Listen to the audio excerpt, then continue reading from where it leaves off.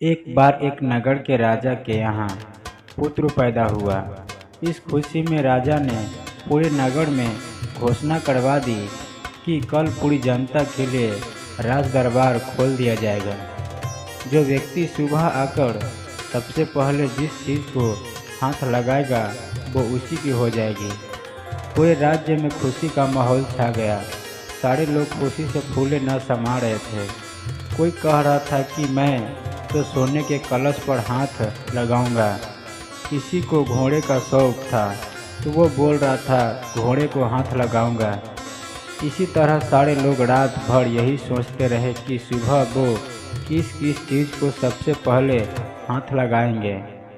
सुबह जैसे ही दरबार खुला, सारे लोग राजा ने राज दरबार में स्वागत किया। जैसे ही सबको अंदर आने का आमंत्रण दिया, सभी लोग राजमहल में रखी कीमती चीज़ों पर झपट पड़े। सबके मन में डर था कि कोई दूसरा पहले आके उनकी पसंदीदा चीज़ों को हाथ न लगा दे। कुछ ही देर में दरबार का माहौल बड़ा अजीब हो गया। सारे लोग इधर उधर दौड़ रहे थे। राजा अपने सिंहासन पर बैठा ये सब देख रहा था और राजा को बड़ा ही आनंद आ रहा था। अचानक एक छोटा सा बच्चा भीड़ से निकलकर आया और राजा की ओर आने लगा। राजा उसे देखकर कुछ समझ नहीं पाया और इतने में वो बच्चा राजा के नज़दीक आया और उसने राजा को हाथ लगा दिया।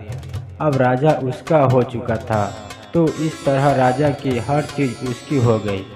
इसी तरह जैसे राजा ने जनता को मौका दिया, वैसे ही हमारा ईश्वर हमें रोज़ाना मौका देते हैं कुछ पाने का, लेकिन हम नादान हैं और ईश्वर की बनाई हुई चीज़ों को पाने में अपनी पूरी शक्ति लगा देते हैं।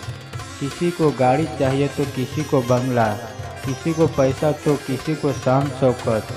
रोज़ भगवान से प्रार्थना में भी भगवान की ही चीज़ें मांगते हैं। जो लोग सत्य को जान लेते हैं वो भगवान की चीज़ नहीं बल्कि भगवान को ही प्राप्त करने की कोशिश करते हैं। भगवान को पा लिया तो उस मालिक की हर चीज़ आपकी ही हो जाएगी। तो फिर क्यों मूर्खों की तरह दिन रात उसकी बनाई चीज़ों पर पाने में अपना कीमती समय गंवाते हैं।